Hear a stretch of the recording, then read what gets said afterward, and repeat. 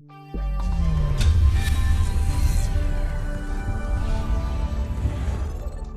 looking back at the physical diagram, router 1 gig 00 is being router 1 gig 00 is being connected to switch 1 FA101.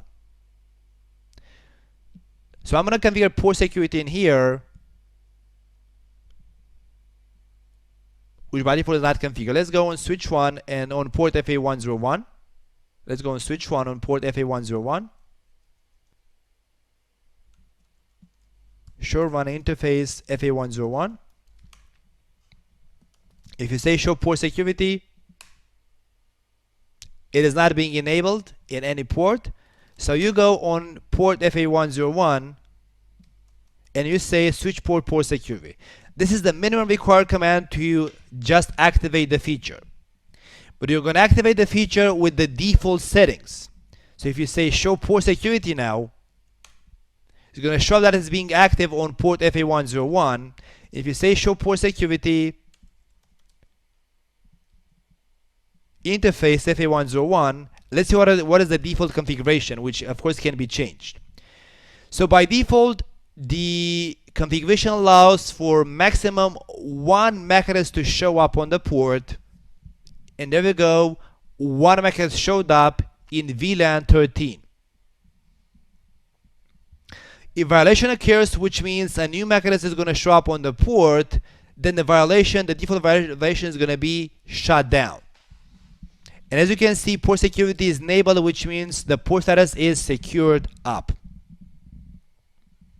So let's go on the router, change the MAC address, which is going to cause a violation. But for that to happen, because when I change the MAC address on the router, it's going to flap the port, let's go on interface FA101. And let's configure that MAC address to be as static. So switch port security, MAC address, this. Let's shut down the port. And no shutdown.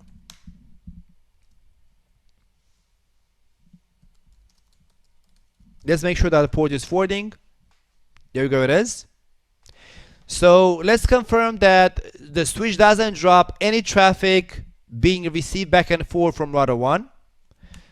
We gotta wait for the port to go forwarding. It's gonna be 30 seconds. Before that happens, to confirm the configuration, so we have router 1, which is logically connected to switch 1 in here. And on the port where router 1 is connected, I have configured port security. But because my configuration is okay, router 1 should be able to send IP traffic in the network with its source MAC address. So router 1 should be able to, for example, ping router 3. Let's verify that up. You go on router 1 and we say ping 136.1.13.3. And there we go. But now what if I go on router 1 and change the MAC address on that gig interface? So now the violation is going to occur because the switch is configured to allow a single MAC address on the port. So port security interface FA101, it allows only 1 MAC address on the port, and that MAC address has also been statically configured. There we go. So let's go on router 1 gig 00 and change the MAC address.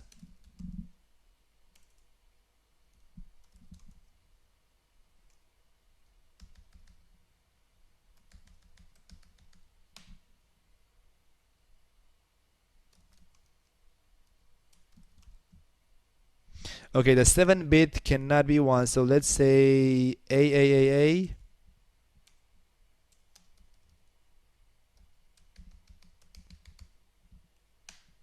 There we go. So now because all traffic sent by router 1 is going to make use of a source MAC address of that's going to cause a violation on the switch because that's the second MAC address which is seen by the switch on the port.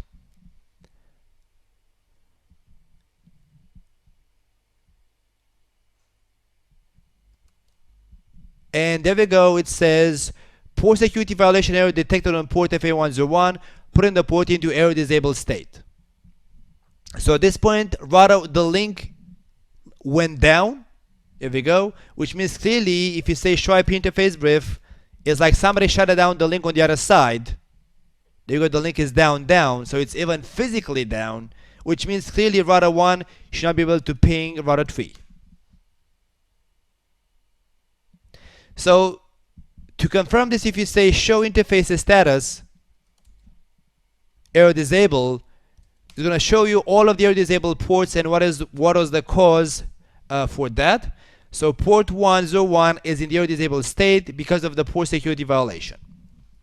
So to recover to recover out of this state, what you can do is you can say error disabled recovery cause port security, not port mode failure, port security. Error disabled recovery cause port security violation, and error disabled recovery interval, let's say 30 seconds. So if you say show error disabled recovery now,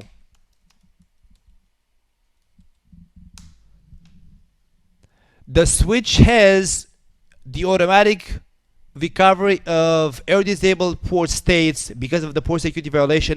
Now it has the feature enabled, and it's going to try and recover all of those ports each 30 seconds. It's 11 seconds more to go, but of course violation is going to occur again because still the router still uses another MAC address than the switch allows, because the switch has been statically configured which MAC address to be allowed inbound on that port, which is this one. So violation should occur again within a couple of seconds. As soon as the router sends traffic back and forth, and there we go. It takes a while because STP has to converge, but that's another discussion. Now if you go in the router and change the MAC address back to what it was, when the switch is going to recover the port next, now after, let's see how many seconds, 20 seconds or so more, show disable recovery. I'm going to try and recover the port in 5 seconds. At this point, now violation is no longer going to occur because now the router actually makes use of the same MAC address which is allowed inbound on the switch.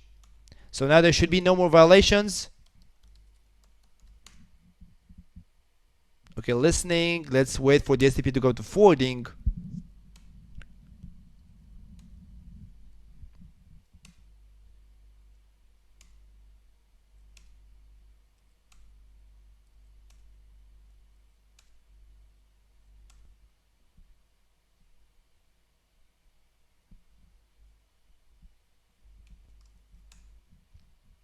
And there we go.